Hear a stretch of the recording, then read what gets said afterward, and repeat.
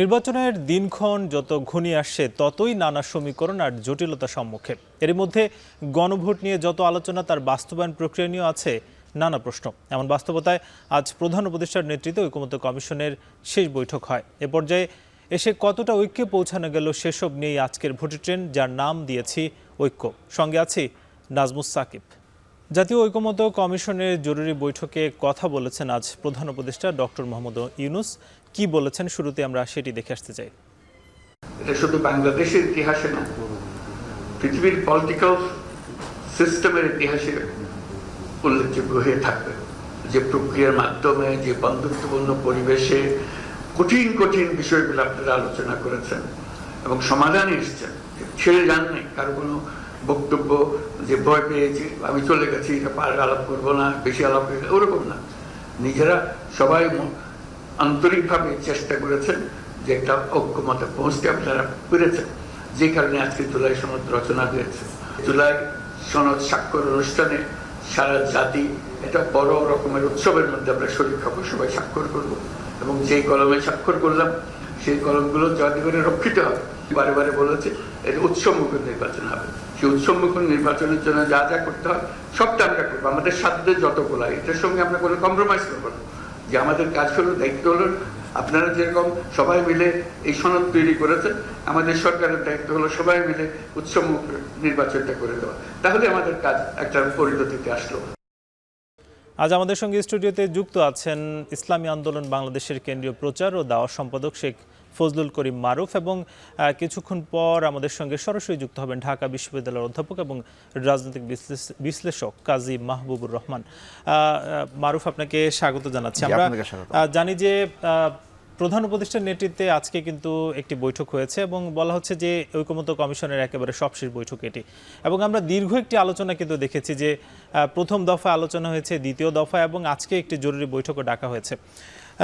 দীর্ঘ আলোচনার পর আপনার কি মনে হলো যে দলগুলো আসলে কতটা ঐক্যে পৌঁছতে পারল, এবং আপনিও যেহেতু একটি দলের প্রতিনিধিত্ব করছেন, কি মনে হয় কতটা কাছাকাছি আসা গেল?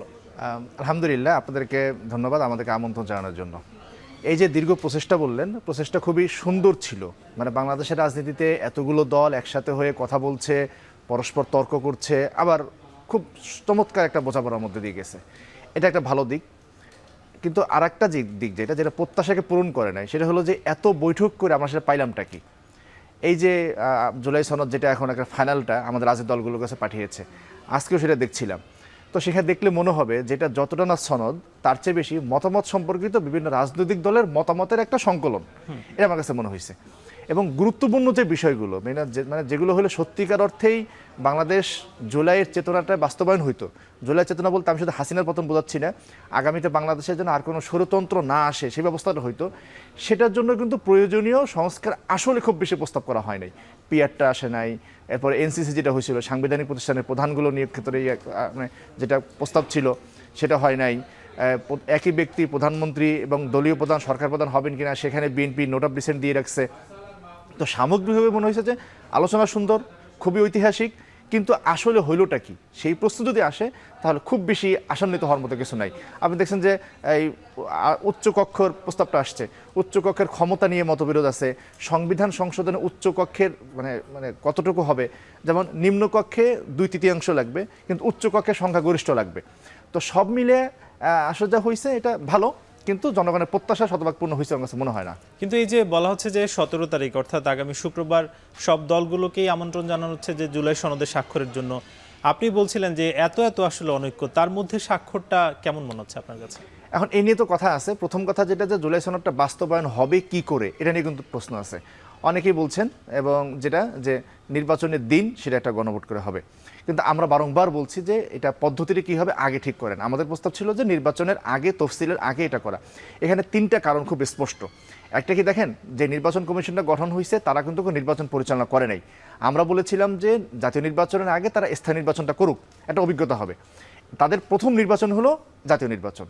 এখন জাতীয় নির্বাচনে কয়টা কেন্দ্র হবে, কয়টা বুথ হবে, এটা নির্ধারণ করে কিসের ভিত্তিতে, যে এখানে কতগুলো ভোট আছে, দিতে কতক্ষণ লাগবে। এখন পুরো পরিকল্পনাটা করা হয়েছে হলো একটা ভোটের জন্য, একটা ব্যালটের জন্য। এখন যখন আপনি গণভোট দেবেন সেটা একটু ডাবল হয়ে যাচ্ছে। এই প্রস্তুতি এই নির্বাচন কমিশনের আছে কিনা সেটা প্রমাণিত না। দ্বিতীয় যে বিষয়টা, এখন বলবেন, অনেকে বলবে যে এরা না হয় নতুন, কিন্তু মাঠ পর্যায়ে যা নির্বাচন পরিচালনা তারা তো অভিজ্ঞ। সেক্ষেত্রে খুবই স্পষ্ট, মাঠ পর্যায়ে নির্বাচন পরিচালনা করে তারা আসলে সুষ্ঠু নির্বাচনের জন্য অভিজ্ঞ না। আমি ক্ষমা চেয়ে নিয়ে বলছি, কারণ তাদের হাতে আমরা রাতের ভোট দেখছি, ডামি ভোট দেখছি। কিন্তু তাদেরকে তো বলা হচ্ছে যে এবার রাখা হবে না, যারা আসলে না রাখা, আপনার কয়জনকে বাদ দিবেন? আমরা দেখছি যে কয়জনকে বাদ দিতে পারছে, অধিকাংশই থেকে যাচ্ছে। দ্বিতীয় বিষয় যেটা, সেটা হলো যে জুলাই সনদ ঐক্যমত্যের একটা প্রতীক, হ্যাঁ, কিন্তু নির্বাচন যখন আসবে, আমি তো ধানের শীষের বিপক্ষে কথা বলবো, ধানের শীষ আমার বিপক্ষে কথা বলবে, তখন রাজনৈতিক দলগুলোর মধ্যে একটা পরস্পর বিরোধিতা আসবে, প্রতিযোগিতা আসবে। তখন সাধারণ মানুষ জুলাই সনদ নিয়ে একটা ভুল বোঝাবুঝি তৈরি হবে।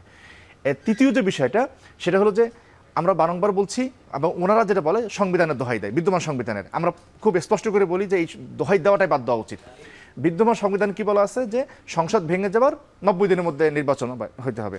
আর নির্বাচন হচ্ছে কয়দিন পরে? 1.5 বছর পরে। এই নির্বাচনের প্রয়োজনীয় প্রশ্ন আসবে, সামগ্রিক সরকার কার্যক্রম নিয়ে প্রশ্ন আসবে, জুলাইয়ের অভ্যুত্থান নিয়ে প্রশ্ন আসবে।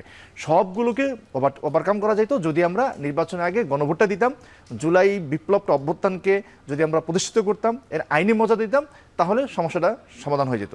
সেটা যখন হয় নাই, তখন এমন প্রশ্নে জুলাই সনদ স্বাক্ষর হবে কি হবে না, আপনি জানেন যে এটা নিয়ে কিন্তু অনেকেই দ্বিমত পোষণ করছে। ইসলামিয়াত বাংলাদেশ একটা কথা বলছে, কেউ না বলে নাই, কিন্তু এখনও কিন্তু একটা দ্বিধাদ্বন্দ্বের জায়গায় রয়েছে যে আসলে সনদে স্বাক্ষর করলে লাভ কি, আর করেই বা কি হবে, এই নিয়ে কিন্তু দ্বিধাদ্বন্দ্ব এখনো রয়ে গেছে। এখন আপনাদের আসলে দলীয় সিদ্ধান্তটা কি? যেহেতু ঠিক কালকের পর দিনই, মানে সব মিলে হয়তো 1 দিন বা 2 দিন সময় আছে, কোন দিকে আসলে আপনারা কি স্বাক্ষরের দিকে যাচ্ছেন? দেখেন, আমরা স্বাক্ষরের করার জন্য নাম পাঠিয়েছি, আমরা স্বাক্ষরের অনুষ্ঠানে যাওয়ার জন্য আমার দলীয় প্রস্তুতি আছে। আচ্ছা, কিন্তু এই বিষয়টা আমাদের মাথায় আছে। এখন এই বিষয়গুলো তো ধরেন স্বাক্ষর অনুষ্ঠান যদি দুপুর বিকালে হয়, 3টায় হয়, এটা 2টা পর্যন্ত কিন্তু অনেক সিদ্ধান্ত হবে। তবে আমরা ইসলামিক বাংলাদেশ সবসময় পজিটিভ চিন্তা করি, ইতিবাচক, যে অনেক সমস্যা সত্ত্বেও, অনেক আপত্তি সত্ত্বেও একটা যেটা তৈরি হয়েছে সেটাকে স্বাগত জানানোর জন্য আমরা ইতিবাচক সিদ্ধান্তই নিব, কিন্তু এখন সেটা বলার সময় এখন আসে নাই, হয়তো আরও শেষ সময় পর্যন্ত অপেক্ষা করতে হবে। আচ্ছা, আমরা দেখছি যে গণভোটের বিষয়টা নিয়ে আপনারাও বলছিলেন যে নির্বাচনের দিন আসলে গণভোটটা আপনারা চাচ্ছেন না, আপনারা চাচ্ছেন নির্বাচনের আগে, তফসিলের আগে, কয়েক মাস আগে। কিন্তু নির্বাচনের দিন আসলে করলে সেটা সমস্যাটা কি? মানে একই দিন যদি 2টা প্রস্তুতি আসলে নিতে পারে ইলেকশন কমিশন, তাহলে সেক্ষেত্রে দলগুলোর সমস্যাটা কোথায়? এখন নিতে পারে বললে তো হবে না, পারতেছে না তো। আমি তো শুরুতেই বললাম যে সমস্ত পরিকল্পনা করা হয়েছিল একটা ব্যালটের কথা চিন্তা করে। এখন 2টা ব্যালট দিলে তো একটা হজবল তৈরি হবেই। এটা তো হজবল তৈরি তো বোঝার জন্য রাজনৈতিক বিজ্ঞানী হওয়ার দরকার নাই, খুব স্পষ্ট হচ্ছে সেটা হজবল তৈরি হবে। এবং দ্বিতীয় যে বিষয়টা আমরা বারংবারই যেটা বলছি, যে জুলাই সনদ নিয়ে নির্বাচনের সময় দলগুলো যখন পরস্পর বিরোধী অবস্থান নেবে, তখন এই সনদের প্রতি সবাই একমত, এটাই জনগণকে বোঝানো কঠিন হয়ে দাঁড়াবে। এখন সবাই যখন আমরা একমত আছি, এই সনদটাকে একমত থেকে পাশ করাই, তারপরে নির্বাচনের সময় আমরা যার যার মতো করে। কিন্তু আগেও তো সেই মানে যেই সময়টা দরকার, সেই সময় কি আসলে আছে? সব মিলে তো নির্বাচনের হয়তো ধরা যায় 3 থেকে 4 মাস বাকি, তার আগে গণভোট করার সময়টা কি? এখন একটা প্রশ্ন করি যে জুলাইতেই নির্বাচন, ফেব্রুয়ারিতে নির্বাচন হইতে হবে, এই ওহি থেকে নাজিল হইলো। আমরা বারংবার বলে আসছি যে ফেব্রুয়ারিতে নির্বাচন না হইলে একদম সমস্যা তৈরি হবে, কিন্তু ফেব্রুয়ারিতে যদি জেনতার নির্বাচন হয়, তাহলে বাংলাদেশের জন্য আরো বড় ধরনের বিপদ অপেক্ষা করছে। এখন আমরা এতদিন অপেক্ষা করতে পারলাম, 16 বছর ভোট দিতে পারি নাই, এখানে আমরা 1.5 বছর অপেক্ষা করতে পারলাম, আরো যদি 2 মাস সময় লাগেও লাগুক না। এর মানে কি গণভোটের জন্য আপনারা কি জাতীয় নির্বাচনটাকে পিছাতে বলছেন? আমরা সেটা এখনই বলছি না, কিন্তু আমরা বারংবার বলে আসছি তফসিলের আগে জাতীয় নির্বাচনটা দেন। তাতে যদি একদিন পিছাইতে হয় জাতীয় নির্বাচন, পিছান, জাতীয় নির্বাচন ফেব্রুয়ারিতেই হইতে হবে, এই বাধ্যবাধকতাকে আমাদের কি দিল? আমাদের মূল বাধ্যবাধকতা হলো যে জুলাই চেতনায় বাস্তবায়ন করা, কোনো মধ্যে ফ্যাসিবাদ যাতে ফেরত না আসে সেই অবস্থা তৈরি করা। সেজন্য আমরা অনেক মাস অপেক্ষা করছি, আর 1 মাস অপেক্ষা করি, সমস্যা কি? কিন্তু ফেব্রুয়ারি হইতে হবে, এটা কোথায় আছে?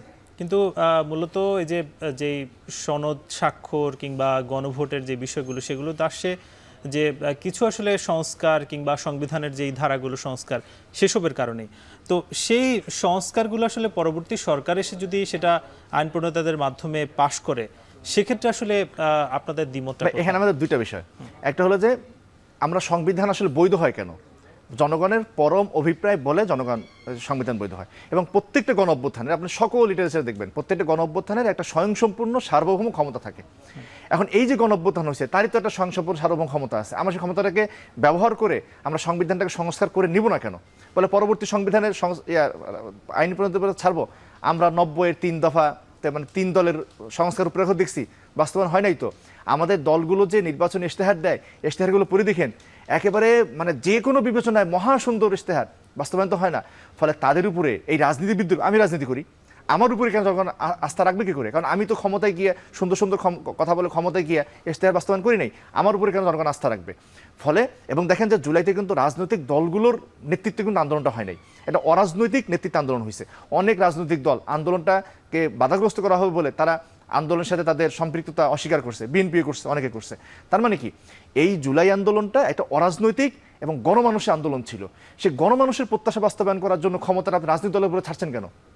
তো সেজন্য আমরা বলি যে এই গণঅভ্যুত্থানের সার্বভৌম ক্ষমতা, সেই ক্ষমতাকে ব্যবহার করেই এই জুলাইটাকে একটা আইনি ভিত্তি দেওয়া এবং তার ভিত্তিতে পরবর্তী নির্বাচনটা আয়োজন করা খুবই পরিষ্কার এবং যৌক্তিক কথা এটা।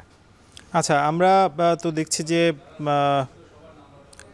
একটা বিষয় যেমন দেখছি যে বলা হচ্ছে যে গণভোটের যেই সময়টা এবং গণভোটের জন্য যেই প্রক্রিয়াগুলো করা দরকার, এবং আমরা দেখছি যে জামাতের পক্ষ থেকে বলা হচ্ছে যে নভেম্বরে তারা গণভোটটা চায়, এবং আপনারাও ঠিক আশপাশ সময়, অর্থাৎ ঠিক এই যে আজকে অক্টোবরের 15 তারিখ, এই 15 দিন কিংবা 1 মাসের মধ্যে কি আসলে গণভোটটা করা সম্ভব কিনা আপনার মানে বাস্তবতা কত? না, আমরা আজকে যখন আমরা অক্টোবরের আজকে 15 তারিখে দাঁড়িয়ে না আমরা 15 দিন দেখছি, কিন্তু এই দাবি তো আমরা তুলে আসছি আরো 2 মাস আগের থেকে, তখন থেকে ধরলে তো আর 15 দিন না। এবং আজকে থেকেও যদি ধরেন তাহলে কথাটা আবারও বলছি যে ফেব্রুয়ারিতে নির্বাচন করতে হবে, এটা ধরে নিয়ে বসে আছি কেন? আমরা ওইখানে তো 2 মাস পিছাই আগে আমরা গণভোটটা করি, আগে জুলাই অভ্যুত্থানটা কিন্তু বিএনপির পক্ষ থেকে তো বলা হচ্ছে যে জাতীয় নির্বাচন পেছানোর একটা ষড়যন্ত্র চলছে, তাহলে সেটা কি আসলে এক হয়ে যাচ্ছে? ভাই, জুলাই নির্বাচনটাকে পেছানোটা ষড়যন্ত্র হবে কেন? এখন ওনারা একটা কথা বললেই সেটা কি ষড়যন্ত্র হবে? বরং আমরা তো বলবো যে ওনারা যেন ক্ষমতায় যাওয়ার জন্য ষড়যন্ত্র করছে। ওনারা আগের যে বিএনপি এবং আওয়ামী লীগ তো একই প্যারাডাইমে, রাজনৈতিক হতে একই প্যারাডাইমের পুরাতন প্যারাডাইম বন্দোবস্তকে বাস্তবায়ন করা ষড়যন্ত্র হিসেবে বিএনপি নির্বাচন চাইছে, এটা বলা যায় না? তো এই যে ষড়যন্ত্র তত্ত্ব, কনস্পিরেসি থিওরি, এগুলো আসলে কোনো ভাই যৌক্তিক কথা না, এগুলো মানে প্রত্যেকের স্বার্থ হাসিল করার জন্য বলে। আমরা দেখছি যে আজকে যেমন যে জুলাই সনদ নিয়ে আলোচনা হলো এবং প্রধান উপদেষ্টা সহ ডক্টর আলী সহ যারা আসলে দলগুলোর নেতারা যারা এতদিন আলোচনা করেছেন তারা কিন্তু সেখানে উপস্থিত ছিলেন, এবং এনসিপির পক্ষ থেকে এটা বলা হচ্ছে যে নোট অফ ডিসেন্ট সহ বেশ কিছু বিষয়গুলো কিন্তু আসলে ক্লিয়ার করা হয়নি, এবং তারা বলছে যে যদি এইসব বিষয় ক্লিয়ার না হয় সেক্ষেত্রে তারা জুলাইয়ের যেই সনদ কিংবা স্বাক্ষর অনুষ্ঠান সেদিকে যাবে না। আপনার কি মনে হয় যে আসলে এইসব বিষয়গুলো খুব দ্রুত ক্লিয়ার করা দরকার, কিংবা দলগুলো যে যাচ্ছে না তাতে একটা হযবরল পরিস্থিতি তৈরি হতে পারে কিনা? এখন নোট অফ ডিসেন্ট মানে কি? মানে এটা আমরা প্রস্তাব দিছি কিন্তু বিএনপি বা যেটা নোট অফ সেটা মানবে না। এখন যদি গণভোট হয় তখন সে বলবে কি যে আমার এই নোট অফ ডিসেন্টের উপরেই মানুষ জনরায় দিছে, এটা বলে কিন্তু জুলাই সনদটার পুরোটাকে অনিশ্চিত করে ফেলা হয়েছে। সেজন্য আমরা বারংবার বলছি, এনসি বলছে যে নোট অফ ডিসেন্টটাকে এটাকে ক্লিয়ার করা, পরিষ্কার করা, যাতে আর মানুষ এত কিছু তো বুঝবে না। হ্যাঁ, এত কিছু বুঝেও তারা ভোট দেয় না। এখন জুলাই সনদটাকে আপনি যদি পড়ে দেখেন ভাই, 40 পৃষ্ঠার একটা এটা মানে মনোযোগ দিয়ে না পড়লে যেমন তার মানুষের পক্ষে বোঝানো সম্ভব না। এবার জটিল একটা জিনিস আর মানুষের উপস্থাপন করতেছি কেন? সহজ বিষয়, বাংলাদেশে কোনো স্বতন্ত্র না আসে, সেই সহজ বিষয়টাকে যদি আমরা আনি তাহলে সেটা সুন্দর হবে, আমাদের উপস্থাপনা সেটা। আমাদের সঙ্গে যুক্ত হয়েছেন ঢাকা বিশ্ববিদ্যালয়ের অধ্যাপক কাজী মাহবুবুর রহমান। স্যার, আপনাকে স্বাগত। আমরা কথা বলছি ঐক্য নিয়ে। আজকে কিন্তু আমরা দেখেছি যে প্রধান উপদেষ্টার নেতৃত্বে ঐক্যমত্য কমিশনের যে জরুরি বৈঠক সেটা কিন্তু কিছুক্ষণ আগে হয়ে গিয়েছে, এবং একটা বিষয় আমরা দেখছি যে এই যে দলগুলোর একটি দীর্ঘ আলোচনা, কিংবা প্রধান উপদেষ্টাও এর আগে বেশ কয়েকবার তাদের সঙ্গে বসেছেন, সবশেষ আসলে কি মনে হলো আজকের আলোচনার পরে যে কতটা আসলে আমরা ঐক্যে পৌঁছলাম এবং স্বাক্ষরের জন্য প্রস্তুত?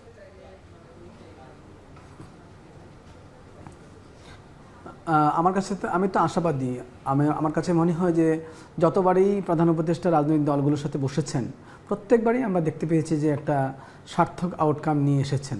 তো এইবারও আমার কাছে মনে হয় যদি হয়তো কিছুটা আন্ডারস্ট্যান্ডিংয়ের চ্যালেঞ্জ আছে, বোঝাপড়ার চ্যালেঞ্জ আছে রাজনৈতিক দলগুলো।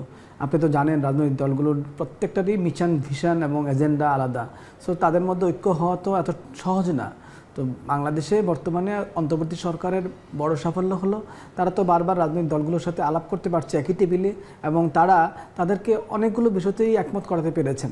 এখন শুধুমাত্র গণভোটের ব্যাপারটা, এখন এই গণভোটের ব্যাপারে তো একমত হয়েছে, তারপরে শুধুমাত্র রয়ে গেছে যে ডেটটার ব্যাপারে। আমার কাছে মনে হয় কি আজকের আলোচনাটা যদি উনি দেখেছেন এবং কথা বলেছেন, এটা খুবই ইম্পর্ট্যান্ট একটা ইনিশিয়েটিভ ছিল। কারণ এটা দরকার ছিল, মানে ওনার একটা ইন্টারভেনশন দরকার ছিল, ইন্টারভেনশন ইন দ্য সেন্স মানে এটাকে সাকসেসফুল করার জন্য।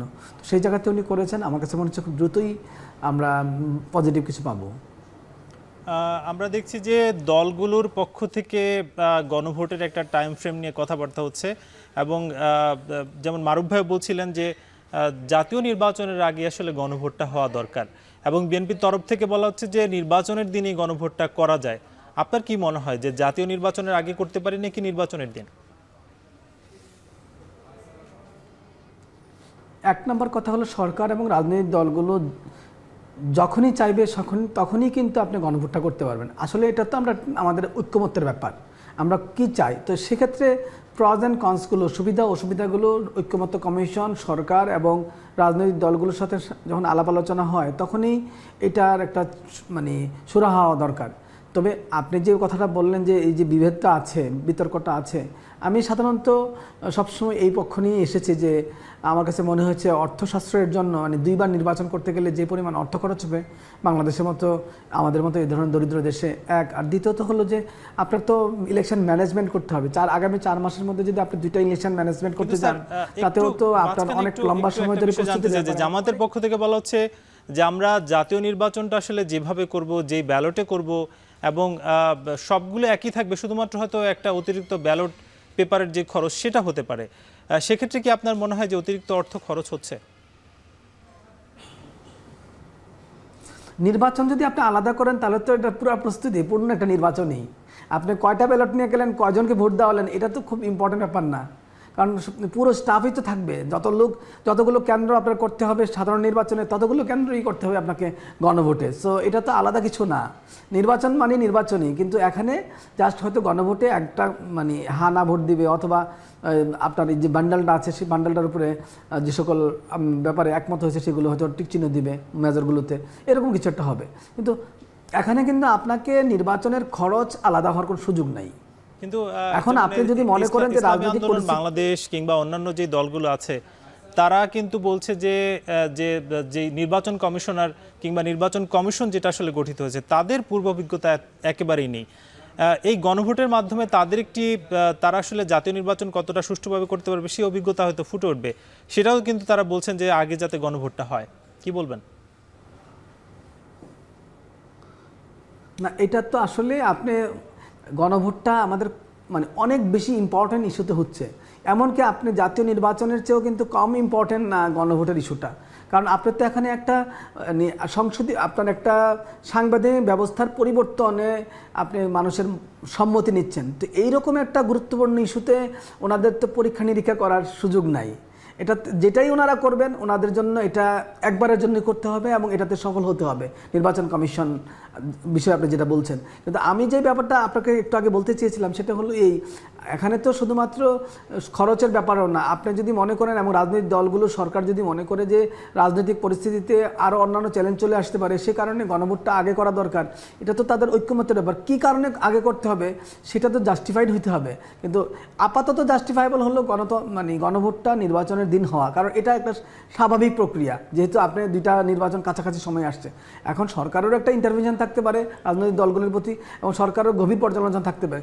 আপনাকে মনে রাখতে হবে গণভোটের ব্যাপারগুলো কিন্তু অনেক জটিল। আপনি যখনই করবেন এটাকে মানুষের কাছে পরিচিত করতে হবে। খুব দ্রুত যদি এটা করে ফেলেন, গণভোটটা করে ফেলেন, মানুষের কাছে তো এই বান্ডেলটার মধ্যে কি আছে সেটা পরিচিত করানো একটা চ্যালেঞ্জের ব্যাপার অতি তাড়াতাড়ি করলে। এখন আপনি কিভাবে করবেন, কেন করবেন সেটা যদি জাস্টিফাই করে রাজনৈতিক দলগুলোকে একমত করাতে পারেন, এটা তো 2 সপ্তাহের মধ্যেও করা সম্ভব। কিন্তু আপনার আজকের যে রাজনৈতিক পরিস্থিতি, নিরাপত্তার পরিস্থিতি, নির্বাচন কমিশনের যে প্রস্তুতি এবং এর আগে নির্বাচন কমিশনের 4-5টা কাজের মধ্যে আমরা নির্বাচন কমিশনকে যেভাবে পেলাম, আমরা কি সেভাবেই মনে করতে পারি যে গণভোটটাকে ওনারা কতটা এখনই সাকসেসফুলি কমপ্লিট করতে পারবেন কিনা? আরেকটা বিষয় আপনাদের মনে রাখতে হবে যে গণভোটটা কিন্তু এখানে খুব চ্যালেঞ্জিং হচ্ছে ইন দ্য সেন্স দ্যাট এখানে এর পক্ষে ভোট পাওয়া খুব জরুরি।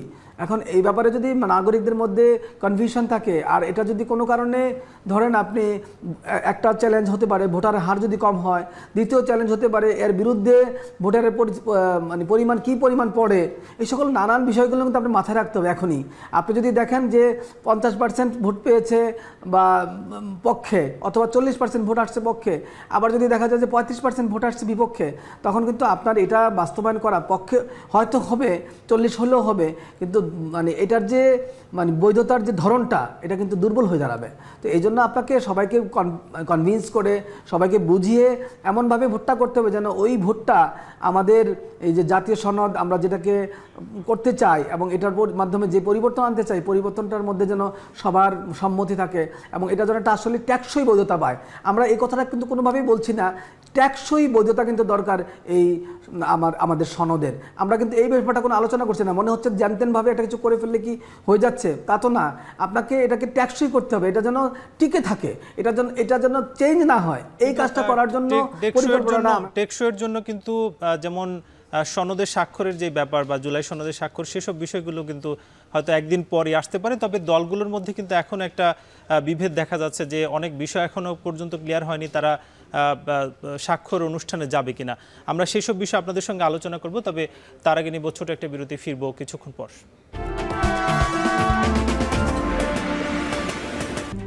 RICL TMX, যুগের পর যুগ স্থাপনা থাকে মজবুত।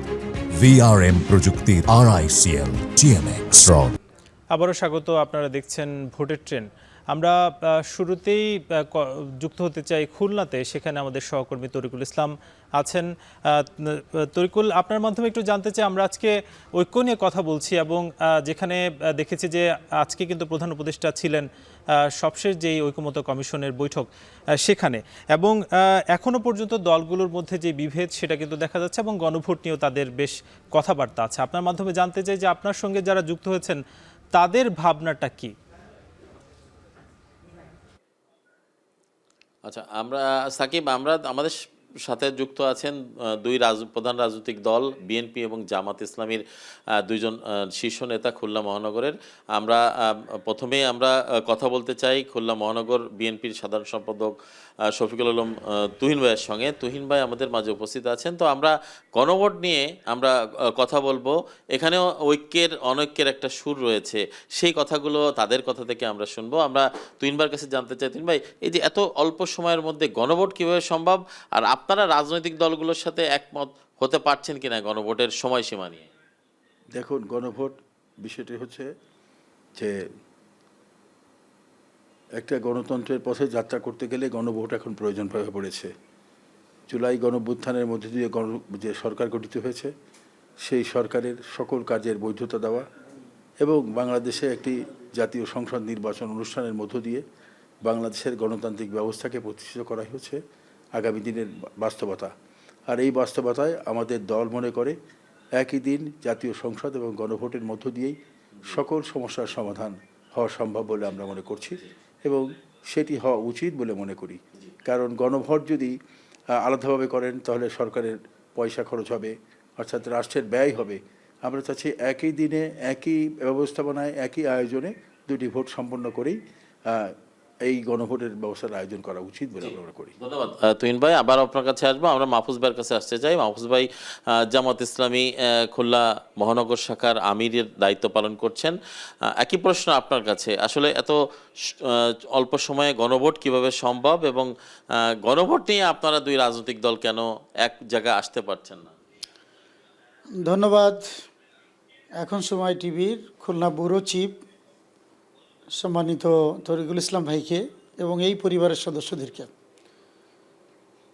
অন্তর্বর্তীকালীন সরকার যে সংস্কার কার্যক্রম সহ তার যে কর্মযজ্ঞ পরিচালনা করছে, এটার জন্য একটি স্বীকৃতি প্রয়োজন। সেজন্য গণভোটটা হচ্ছে সবচেয়ে ভালো একটি মাধ্যম। তো গণভোটের যে বিষয়টা আছে সেটা হলো, আমি মনে করি সকল রাজনৈতিক দল, নির্বাচন কমিশন সহ যারা এই কাজের সাথে যুক্ত থাকবে, সকলে ঐক্যবদ্ধভাবে একসাথে ভূমিকা নিয়ে যদি এই কার্যক্রম চালায়, তাহলে এই গণভোট আমার সংগঠনের পক্ষ থেকে নভেম্বরে দাবি করা হয়েছে। আমি মনে করি এটা নভেম্বরের শেষের দিকে হলেও এটা করা সম্ভব। আর গণভোট এর মাধ্যম দিয়ে আমরা মনে করি যে সকলের দায়ী মুক্তির একটি ব্যবস্থা আসবে, এটা করা জরুরি। আমি এইটাই মনে করি আর কি। ধন্যবাদ মহোজ ভাই, আবার আপনার কাছে আসবো। তুহিন ভাইয়ের কাছে সংক্ষেপে আমরা একটু জানতে চাই যে তৃণমূলে মানুষ কি ভাবছে এই গণভোটটা নিয়ে, এবং খুলনার প্রেক্ষাপটটা আসলে কি? দেখুন, একটা রক্তাক্ত গণঅভ্যুত্থানের মধ্য দিয়ে বাংলাদেশ মুক্ত হয়েছে, ফ্যাসিস্ট মুক্ত হয়েছে। জনগণ শান্তি চায়, গণতন্ত্র চায়, জনগণ ভোটাধিকার চায়, জনগণ ভোটের পরিবেশ চায়। তার জন্যে যে সরকার গঠিত হচ্ছে সেই সরকারের সকল কাজের বৈধতা দিয়ে, সকল কর্মের বৈধতা দিয়ে একটি গণতান্ত্রিক ব্যবস্থা প্রতিষ্ঠিত করতে জনগণ দেখতে চায়। গণভোট বলেন, জাতীয় সংসদ নির্বাচন বলেন, জনগণ এখন নির্বাচনের প্রসব যন্ত্রণায় ভুগছে বলে আমি মনে করি। জনগণ চাইছে অচিরেই একটা নির্বাচনের মধ্য দিয়ে সকল প্রশ্নের জবাব হওয়া উচিত। সেক্ষেত্রে আমাদের দল এবং দলের হাইকমান্ডের যে সিদ্ধান্ত আমরা জেনেছি সেটা হচ্ছে অবশ্যই গণভোট হতে হবে, এবং সেই গণভোটটি জাতীয় সংসদ নির্বাচনের একদিনেই, প্রথম দিনে একই দিনে দুটি ভোট হয়ে গেলে সব কিছুই সমাধান হয়ে যাবে আমরা মনে করছি। ধন্যবাদ তুহিন ভাই। আমরা একটু মাহফুজ ভাইয়ের কাছে আসবো। সর্বশেষ প্রশ্ন যে মাহফুজ ভাই, এইখানে ঐক্যের একটা বিষয় উঠে এসেছে। আজকে প্রধান উপদেষ্টাও ঐক্যের কথা বলেছেন, সকল রাজনৈতিক দল মত সর্বশেষে। তো আমরা গণভোটের ব্যাপারে কিভাবে আমরা ঐক্যে আসতে পারি, আমাদের সব রাজনৈতিক দল, এবং সেই ক্ষেত্রে আপনারা কি ভূমিকা রাখছেন এবং তৃণমূলে আপনাদের নেতাকর্মীরাও কি ভাবছে? ধন্যবাদ। আসলে এইটাই হচ্ছে সবচেয়ে বড় একটা দিক যে সকলে মিলে আজকে গণভোটের ব্যাপারে ঐক্যমত পোষণ করেছে।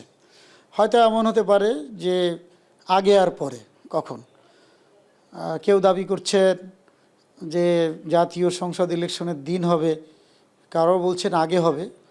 মূল জায়গায় সবাই এক, যে গণভোট একটা হতে হবে।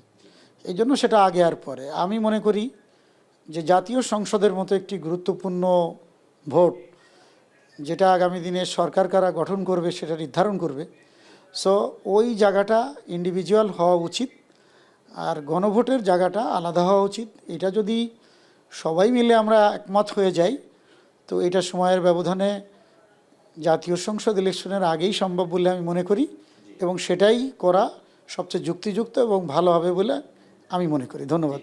ধন্যবাদ মাহফুজ ভাই, ধন্যবাদ শফিকুল আলম তুহিন ভাই। আমরা দুই দলের দুই রাজনৈতিক শীর্ষ নেতাদের আমরা খুলনা স্টুডিওতে আমন্ত্রণ জানিয়েছিলাম। মূলত এই দুই তৃণমূলে তারা ঐক্যের কথা কতটা ভাবছেন এবং গণভোট নিয়ে কতটা তাদের চিন্তা রয়েছে সেই মতটা তারা প্রকাশ করলেন।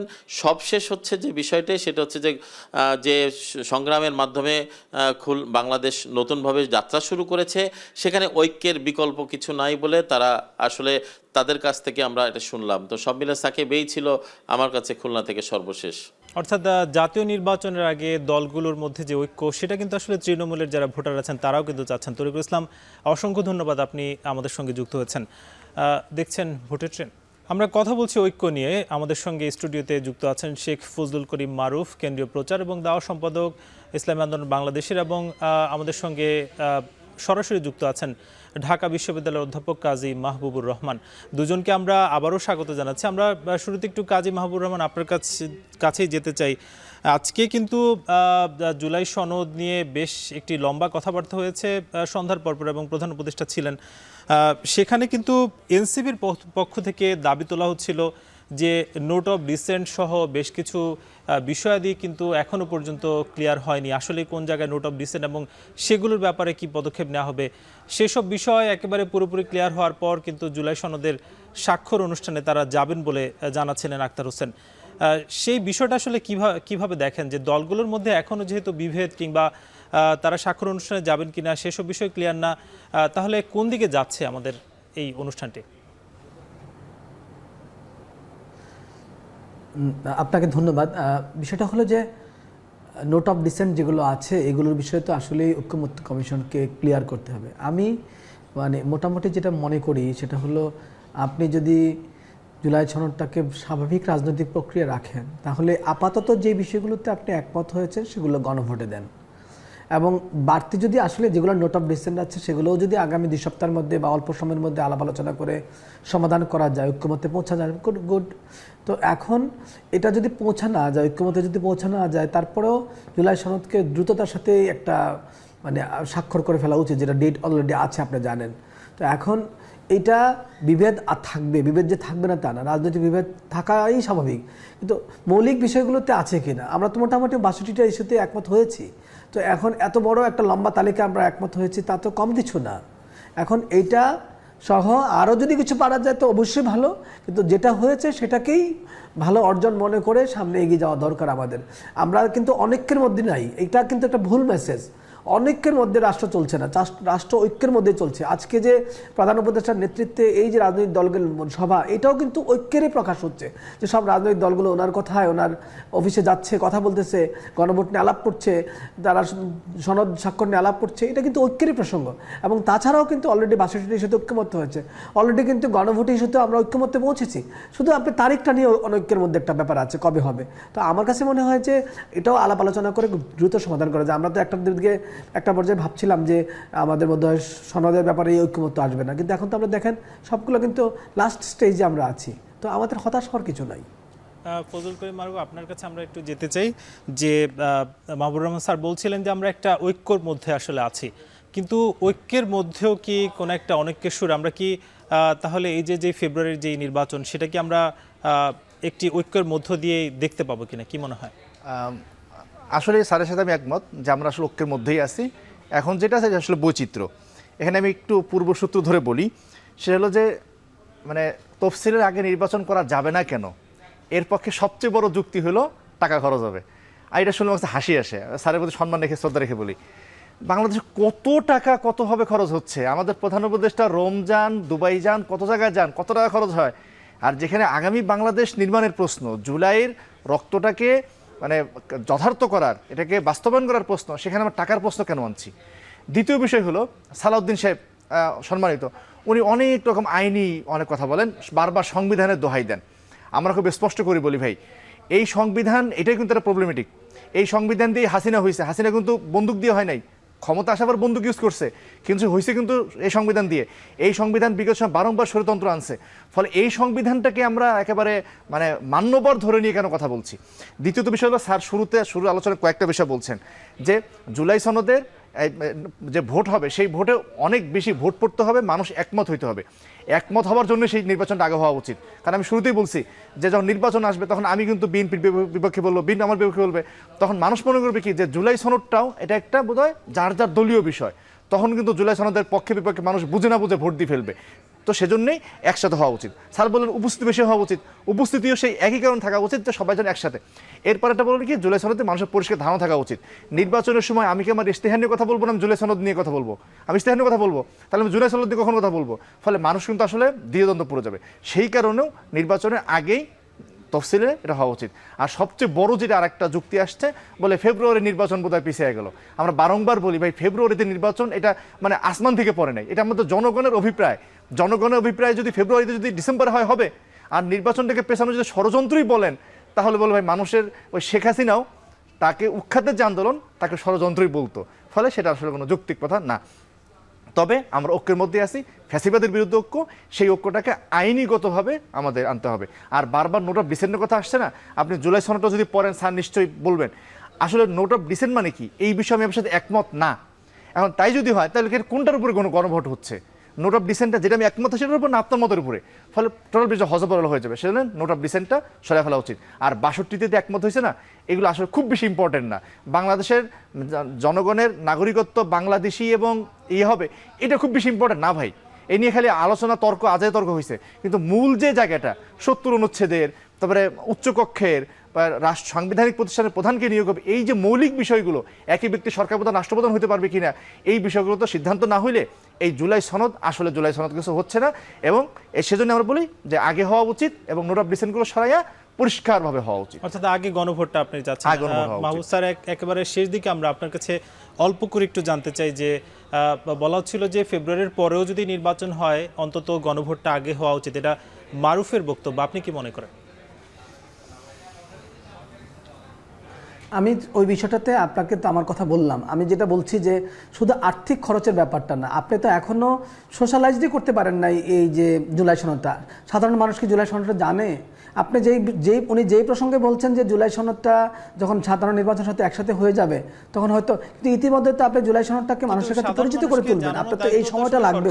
কেমন কারা পরিচিত করে তুলবে জুলাই সনদকে? না, সরকার আসলে তো এটা কীভাবে কতটা মানে পলিটিক্যাল পার্টি ছাড়া আসলে সরকার নাগরিকের কাছে পৌঁছতে পারবে না। এটা খুব চ্যালেঞ্জিং, সব পলিটিক্যাল পার্টি ছাড়া রাজনৈতিক মানে নাগরিকের কাছে সরকারের পৌঁছা। তো সরকার পলিটিক্যাল পার্টিটা যদি এটাকে ওন করে, আপনার কিন্তু শুধু জুলাই ভোটটা করা, ওনারা অনেকেই মনে করছেন যে জুলাইয়ের ভোটটা করাই যেন কাজ, কিন্তু জুলাইয়ের ভোটে যে আপনি ধরেন একটা এই সনদটা যদি 80% ভোটে পাস হয় এটার অর্থ যা, এটা যদি 45% ভোটে পাস হয় এটার অর্থ কি এক হয়? বিষয়গুলো কিন্তু অনেক সিরিয়াস ব্যাপারে ভাবতে হবে ব্যাপারগুলো। তো আমি এটা জানি না, আমার এই ক্ষেত্রে আমার গণভোটটা আগে পরে হয়, আমি জাস্ট কয়েকটার কারণে একটা সোশ্যালাইজেশন, আর্থিক বিষয়াদি, তারপরে আমি মনে করি যে নির্বাচন কমিশন একসাথে দুইটা মানে নির্বাচন এই অল্প সময়ের মধ্যে করে ফেলার মতো প্রস্তুতি তার আছে কিনা। যদি এই সব কিছু আপনারা কনভিন্স হন, ইউ ক্যান ডু ইট, আপনারা করে ফেলতে পারেন। কিন্তু আমি তো এই সব তথ্য জানি না যে নির্বাচন কমিশনের প্রস্তুতি কী অবস্থা, সেটা একটা এ ধরনের কাজ মানে দুইটা নির্বাচন একসাথে করে ফেলতে পারবে কিনা। আর ফাইনালি কথাটা হলো যে ঐক্য যদি হয় কবে করবেন তাতে তো কারোরই কোনো আপত্তি থাকবে না, ঐক্যমত্যের ভিত্তিতে করেন, কোনো কিছু যেন চাপিয়ে দেওয়া না হয়। মনে রাখতে হবে জুলাই সনদের জন্য যেন একটা remarkable percentage of vote July সনদের পক্ষে পড়ে, এইটা কিভাবে করবেন এটা মাথায় রাখেন সবাই। আপনারা কিন্তু এটা মাথায় রাখতেই মানে আমার কাছে মনে হচ্ছে অনেকের মাথায় এটাই নাই, সবার মাথায় যেন এটাই যে এই বান্ডেল ভোটে যাবে আর মনে হচ্ছে সবাই এটাকে মানে অনুমোদন দিয়ে দিচ্ছে। এইটা যদি আপনারা কনফার্ম হন তাহলে তো কোনো কথা নাই, কিন্তু যদি মনে করেন এটা চ্যালেঞ্জ আছে, এবং আমি মনে করি যে 80% বা 70%, 75% এই ধরনের একটা ভোট না থাকলে এই জুলাই সনদের যে সম্মতির বৈধতা পাওয়া যাবে 45% হলো, কিন্তু সম্মতির যে বৈধতা, যে বৈধতাটাকে ট্যাক্সই বলতেছি আমি, সেই ট্যাক্সই বৈধতার জন্য আমরা আগের গণভোটগুলোতে যেরকম দেখেছি সেটার থেকে যদি কম হয়ে যায়, আমরা কিন্তু এর আগেও 3টা গণভোট করেছি, ওই 3টা গণভোটে যদি এটার ভোটের হারটা কম হয়ে যায় তাহলে কিন্তু এই সনদের বিরুদ্ধে যারা আছে তারা কিন্তু নানান প্রচার প্রপাগান্ডা চালাবে। এইটা মাথায় রেখে কিন্তু কাজটা করবেন প্লিজ। অর্থাৎ স্যার আপনি সম্মতির বৈধতার যে প্রশ্ন সেটা কিন্তু দেখছেন। কাজী মাহবুবুর রহমান এবং শেখ ফজলুল করিম মারুফ দুজনকে অসংখ্য ধন্যবাদ আমাদেরকে সময় দেওয়ার জন্য। আমরা কথা বলছি ঐক্য নিয়ে, নিব ছোট একটা বিরতি, ফিরবো কিছুক্ষণ পর। বিরতির পর আবারও স্বাগত, আপনারা দেখছেন ভোটের ট্রেন। আমরা কথা বলছি ঐক্য নিয়ে। আমাদের সঙ্গে যুক্ত হয়েছেন বরিশাল থেকে ফিরদাউস সোহাগ। সোহাগ, স্বাগত ভোটের ট্রেন আপনাকে। আপনি যাদেরকে নিয়ে আসলে যেই ভোটার কিংবা তৃণমূলের বিভিন্ন দলের নেতা তাদের সঙ্গে যুক্ত হয়েছেন, আমরা কথা বলছি যে যেহেতু একেবারে নির্বাচনের ঠিক কয়েক মাস আগে দলগুলোর মধ্যে আসলে কতটা ঐক্য দেখতে পাচ্ছে তৃণমূলের ভোটাররা, এবং গণভোট নিয়ে বেশ কিন্তু কথাবার্তা আসছে যে জাতীয় নির্বাচনের আগে গণভোটটা কত দ্রুত করা যায় নাকি নির্বাচনের দিনই করা যায়, সেসব বিষয় নিয়ে আসলে তারা কি ভাবছে একটু আপনার মাধ্যমে জানতে চাই। যুক্ত রয়েছেন আমার ডান দিকে, তিনি হচ্ছেন বিএনপির মহানগর কমিটির যুগ্ম আহ্বায়ক জনাব আবুল কালাম আজাদ, আর আমার বাম দিকে রয়েছেন তিনি একজন গণমাধ্যম কর্মী এবং গণমাধ্যম ব্যক্তিত্ব শাহে আলম। তিনি একদিকে গণমাধ্যম কর্মী, অন্যদিকে তার আরেকটি পরিচয় আছে, তিনি জামাতের অন্যতম নেতা, যদিও তিনি গণমাধ্যম কর্মী হিসেবে পরিচয় দিতেই স্বাচ্ছন্দ্য বোধ করেন। তো আমরা তাদের সঙ্গে কথা বলছি। আজাদ ভাই, আপনি যদি আমাদেরকে একটু বলেন যে বাংলাদেশের রাজনীতিতে এখন নানান বিষয় নিয়ে কিন্তু আলোচনা হচ্ছে, তো এই মুহূর্তে ঐক্য বিষয়টি খুবই গুরুত্বপূর্ণ, তো এই বিষয় নিয়ে আপনার মতামত জানতে চাচ্ছি। ধন্যবাদ ফেরদৌস সোহাগ আপনাকে, এবং আপনার মাধ্যমে দর্শক শ্রোতাদেরকে ধন্যবাদ। আপনি জানেন বিএনপি একটি গণতান্ত্রিক দল, আমাদের এর নেতৃত্ব দিচ্ছেন ভারপ্রাপ্ত চেয়ারম্যান জনাব তারেক রহমান। আপনারা জানেন বিগত 5ই আগস্ট বিএনপির নেতৃত্বে জনগণের মাধ্যমে এই ফ্যাসিস্ট আওয়ামী লীগ সরকারকে এদেশ থেকে বিতাড়িত করা হয়েছে। বাংলাদেশে যাতে ফ্যাসিস্ট সরকার আর শেখ হাসিনার মতো একজন ফ্যাসিস্ট খুনি এদেশের যাতে আর আসতে না পারে, সে বিষয়ে কিন্তু আমাদের ভারপ্রাপ্ত চেয়ারম্যান তারেক রহমান সর্বদাই সোচ্চার। এই জন্য তিনি জাতীয় ঐক্যের কথা বলেছেন, সর্বদাই কিন্তু তিনি জাতীয় ঐক্যের কথা বলে আসছেন। যেহেতু বিএনপি একটি গণতান্ত্রিক দল, এই জাতীয় ঐক্যের বিষয়ে বলতে গিয়ে তিনি কিন্তু এই যে জুলাই সনদ বাস্তবায়নের কথাও বলেছেন। এবং সে তাতে ঐক্যমত পোষণ করেছেন। তারেক আমাদের জি জি শালম ভাই, আপনি যদি আমাদেরকে একটু বলেন যে যে কথাটি বলছিলাম, জামাত কি ভাবছে ঐক্য নিয়ে, আপনার কাছ থেকে একটু শুনতে চাই। জি, ধন্যবাদ ফেরদৌস সোহাগ সাহেব। এখন টিভিকে আমি আন্তরিকভাবে মোবারকবাদ জানাচ্ছি যে আমাকে এখানে আমন্ত্রণ জানানোর জন্য। আসলে ঐক্য বিষয়টা হচ্ছে, ঐক্য তো দু ধরনের হয়, একটা হচ্ছে আদর্শিক ঐক্য, একটা হচ্ছে রাজনৈতিক ঐক্য। তো রাজনৈতিক ঐক্য দীর্ঘদিন ধরে জামাতের সাথে বিএনপির একটা ঐক্য ছিল, এটা আপনারা লক্ষ্য করেছেন। দীর্ঘ সময় সেই 91 থেকে শুরু করে 5ই আগস্টের আন্দোলন বিপ্লবের পূর্ব পর্যন্ত, অর্থাৎ 24-এর গণ অভ্যুত্থানের আগ পর্যন্ত একটা রাজনৈতিক ঐক্য ছিল। গণ অভ্যুত্থান পরবর্তী সময়ে বাংলাদেশের সমকালীন যে প্রেক্ষাপট এবং পরিবর্তিত পরিস্থিতি, এখানে এখন এই যে রাজনৈতিক ঐক্যের যে দিক এবং এর কতগুলো বিষয়ে পরিবর্তন হয়ে গিয়েছে। বিএনপির সাথে যে সমস্ত রাজনৈতিক দলগুলোর ঐক্য দেখা যায়, তাদের সমমনা চিন্তার সাথে যারা জড়িত তাদেরকে নিয়ে সেটাকে এক ধরনের রাজনৈতিক ঐক্য বলা যায়। আর জামাত ইসলামী সমমনা যারা রয়েছে, বাংলাদেশে কোরআন হাদিস সুন্নাভিত্তিক যে রাজনীতি করতে চায় তারা, বা করার ঘোষণা তাদের ম্যানিফেস্টো, তাদের গঠনতন্ত্রে রয়েছে, তাদের সাথে মিলে তারা একটা রাজনৈতিক ঐক্য করার চেষ্টা করছে বা কাছাকাছি এসে পৌঁছেছে। সেক্ষেত্রে দেখা যায় যে এখন যে ঐক্যের ধারাবাহিকতায় দুটো পথ তৈরি হয়েছে। একটা হচ্ছে ইসলামিস্ট যারা রয়েছে তাদের, আর একটা হচ্ছে গণতন্ত্রপন্থী যে সমস্ত বাংলাদেশি জাতীয়তাবাদ, এর নিরিখে বিএনপির সাথে ঐক্য। তো দুই মেরুতে দুটো ঐক্য হচ্ছে। এটা একটা এটা একটা রাজনৈতিক সৌন্দর্য বলে আমি মনে করি। সংক্ষিপ্ততার কারণে আমরা আবার নিচ্ছি।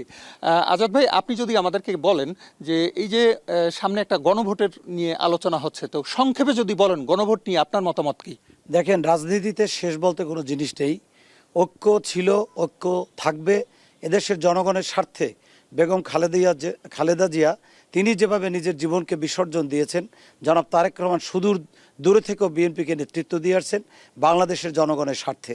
সো আপনারা জানেন যে আগামী দিনেও রাজনীতির স্বার্থে, জনগণের স্বার্থে, গণতন্ত্রের স্বার্থে তিনি ঐক্যের প্রশ্নে জুলাই সনদ বাস্তবায়নের লক্ষ্যে তিনি ঐক্যমত পোষণ করেছেন।